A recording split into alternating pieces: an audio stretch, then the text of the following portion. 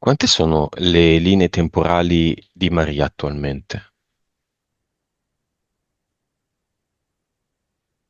Due. Come sono fatte?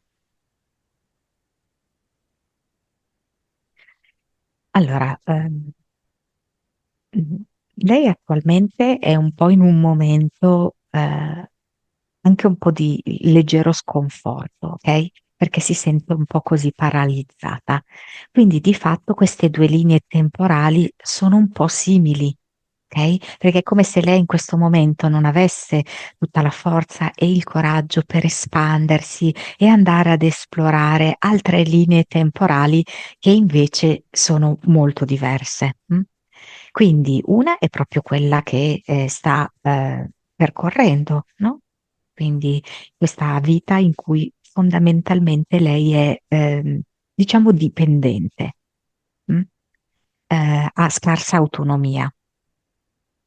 E la seconda, discosta poco dalla prima, ok? Ci sono alcune particolari differenti. Però poi io ne vedo delle altre che invece sono molto staccate da queste due linee temporali e che sono di forte realizzazione di Maria. Il numero delle linee temporali che ha una persona dipende dalla sua consapevolezza, dal suo percorso, da cosa dipende? Eh sì, certamente. Dalla consapevolezza dipende anche dalla vibrazione, dipende dalla capacità di stare nella luce. Più stai nella luce, più proprio le vedi queste linee temporali. Va bene, un po' di cause esoteriche su questioni fisiche che Maria è invitata ad affrontare con i medici, ma noi vediamo semplicemente le cause esoteriche.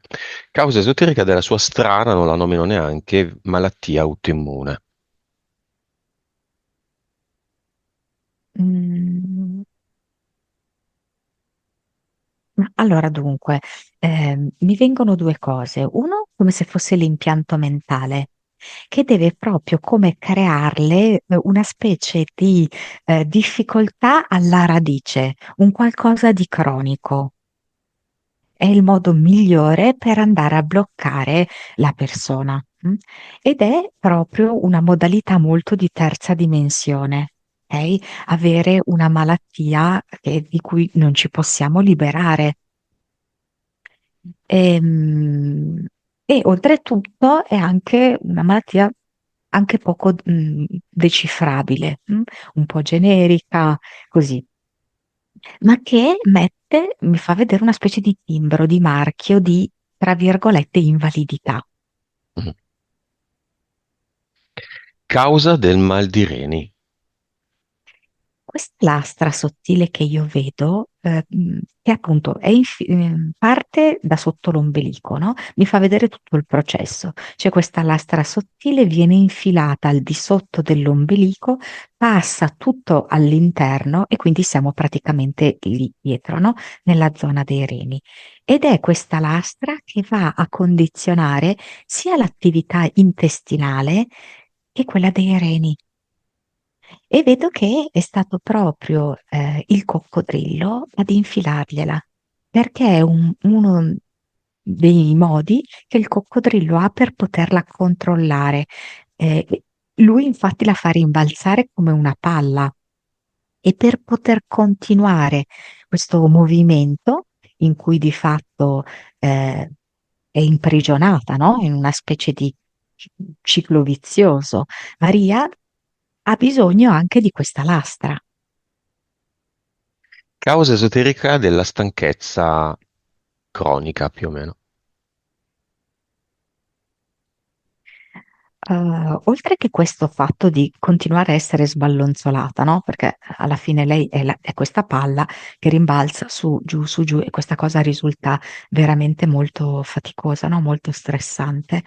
Ehm, vedo che mm,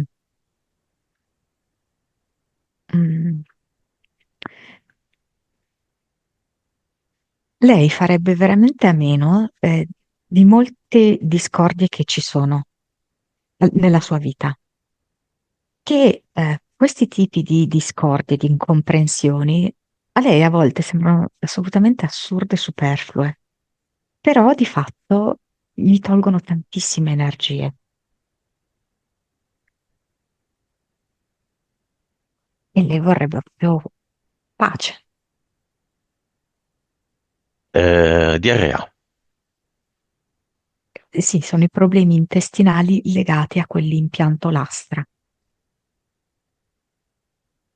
E poi mi dice anche marito, compagno, no? Ehm, è anche il suo modo, di sfogare, eh, ciò che di fatto non sfoga a parole verso di lui. Mm? Lei si scarica così.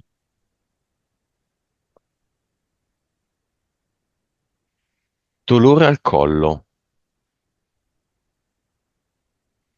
Io vedo che l'uomo del tempo, appunto, la impacchetta tutta, no? Con questo nastro adesivo, perché lui vuole che lei rimanga ferma lì, in questa linea temporale, quindi in questo tipo di esistenza che sta conducendo. Però lei, in verità, prova a muovere il collo, ok? La testa, per poter guardare nelle altre direzioni e scorgere le linee temporali alternative. Però è chiaro che con questa costrizione di questo nastro adesivo messo in maniera molto salda su, e tra l'altro vari strati sovrapposti, fanno sì che quasi lei, so come spiegarti, no? Si strappi, no? Quindi è un grosso sforzo muscolare. Freddo. Quelli sono i ghiaccioli, Ghiaccioli. sì, i ghiaccioli sul cuore, sì, che si espande, il freddo che si espande dal cuore, perché è come se in un certo senso andasse in circolo un sangue freddo. Mm. Quindi è come se lei non riuscisse in alcuni momenti davvero a scaldarsi in nessun modo. Ecco, qui Maria ci ha raccontato una cosa interessante. Tutte queste cose, quando avvengono, la portano in uno stato di mm, rumore, confusione, disturbo, pari al ronzio delle vespe, che nella sua lingua, nella lingua della sua regione, perché non è un dialetto, si dice musususu. Sì, a me l'ha mostrato appunto come onde elettromagnetiche, però alla fine è la stessa cosa, eh. L'idea proprio di questo campo elettromagnetico che produce questo brusio. Mm. Ed è questo brusio che le crea proprio uno stato di forte confusione mentale, un tilt, quasi anche un, so dirti, la testa come ovattata. Mm? E si sente proprio lo sbattere, no, delle ali, la vibrazione, di questi insetti, che è molto simile alla vibrazione delle onde elettromagnetiche. Quindi il rumore degli insetti crea un campo elettromagnetico. Sì, sì. Quello delle api è diverso da quello delle vespe. Aspetta, però qua, aspetta un attimo, perché io qua sto parlando per quanto riguarda Il suo. sì, il suo, ok? Ehm, mm, e infatti non vedo la presenza di api. Eh, per le api è come se fosse un discorso diverso, perché è come se venisse utilizzato il campo elettromagnetico in una maniera più armoniosa, anche di comunicazione, di danza, di informazioni. Mhm. C'è più ordine proprio nel campo elettromagnetico emesso dalle api. Quello delle zanzare. Cioè lo vedo legato proprio a quello dei vampiri, cioè è come se loro fossero in un certo senso, sotto forma di insetti, dei vampiri. Quello del calabrone, che sembra una vespa, insomma, ma molto grosso.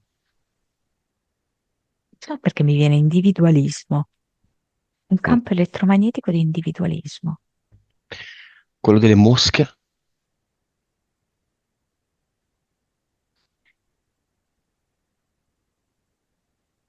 Come come se fosse un esperimento, Mm.